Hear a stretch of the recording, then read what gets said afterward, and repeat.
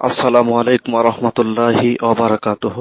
আলহামদুলিল্লাহ ওয়াহদা ওয়াসসালাতু ওয়াসসালামু আলা মান লা নাবিয়্যা বা'দা।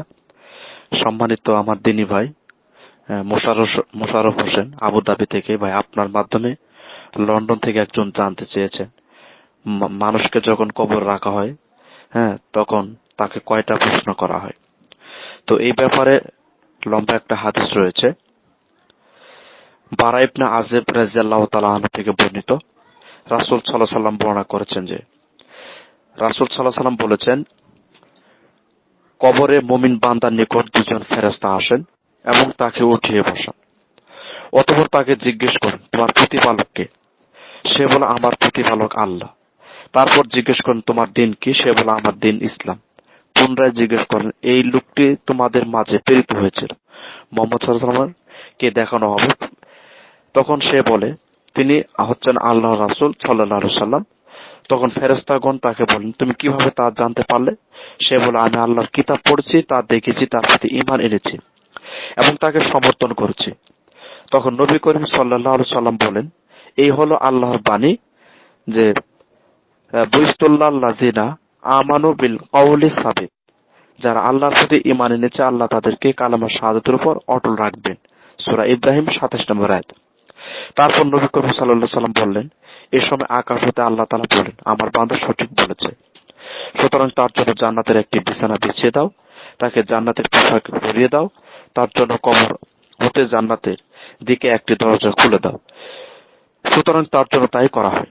নবী করিম সাল্লাল্লাহু আলাইহি ওয়াসাল্লাম বলেন, ফলে তার দিকে জান্নাতের সুগন্ধি আসতে থাকে এবং ওই দরজা তার দৃষ্টির সীমা পর্যন্ত প্রশস্ত করে দেয়া হয়।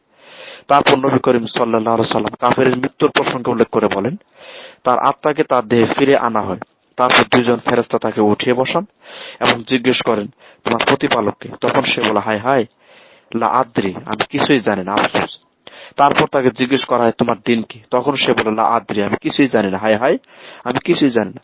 তারপর তারা ইশারা করে বলেন যে এই লোকটিকে মুহাম্মদ সাল্লাল্লাহু আলাইহি ওয়াসাল্লামকে দেখানো হবে, যিনি তোমাদের মতো প্রেরিত হয়েছিলেন। সে পুনরায় বলে, হায় হায়, মানে লা আদ্রি, বারবার বলে, আমি কিছু জানি না। তারপর আকাশ থেকে একজন আহ্বানকারী বলেন, সে মিথ্যা বলেছে, তার জন্য জাহান্নামের বিছানা বিছিয়ে দাও এবং তাকে জাহান্নামের পোশাক পরিয়ে দাও, তার জন্য জাহান্নামের দিকে একটি দরজা খুলে দাও। তখন তার দিকে জাহান্নামের দিকে একটি দরজা খুলে দেওয়া হয়। নবী করিম সাল্লাল্লাহু আলাইহি ওয়াসাল্লাম বলেন, তখন তার দিকে জাহান্নামের লো হাওয়া, গরম হাওয়া আসতে থাকে। এছাড়া তার প্রতি তার কবরকে এত সংকীর্ণ করে দেওয়া হয় যাতে তার একদিকের পাঁজর আর একদিকের পাঁজরের মধ্যে ঢুকে যায়। অতঃপর তার জন্য একজন অন্ধ ও বধির ফেরেশতাকে নিযুক্ত করা হয়, যার সাথে একটি লোহার হাতুড়ি থাকে। যদি এই হাতুড়ি দ্বারা কোনো পাহাড়কে আঘাত করা হয়, তাহলে পাহাড়ও ধূলিকণায় পরিণত হয়ে যাবে।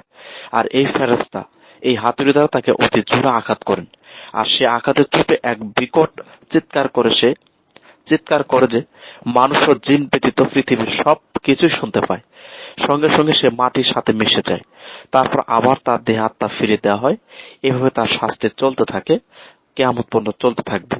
এটা সহিহ আহমদ গ্রন্থের হাদিস, আবু দাউদ হাদিসটা সহিহ মিশকাত হাদিস নাম্বার 131, আর বঙ্গানুবাদ মিশকাত হাদিস নাম্বার 124।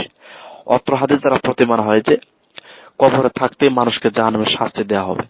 কবরে জাহান্নামে পোশাক পরিয়ে দেওয়া হবে, জাহান্নামের বিছানা বিছিয়ে দেওয়া হবে, জাহান্নামের দিকে দরজা খুলে দেওয়া হবে।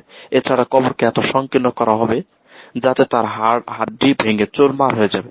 এরপরও এমন একজন ফেরেশতা নির্ধারণ করা হবে যে অন্ধ এবং বধির, যার নিকট কোনো দয়ার আশা করা যায় না। কেননা চক্ষু দিয়ে দেখলে অন্তরে দয়ার প্রভাব হয়, আর কান দিয়ে শুনলে অন্তরে দয়ার প্রভাব হয়।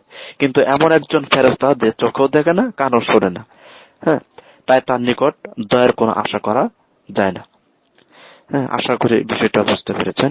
আসসালামু আলাইকুম ওয়া রাহমাতুল্লাহি ওয়া বারাকাতুহু।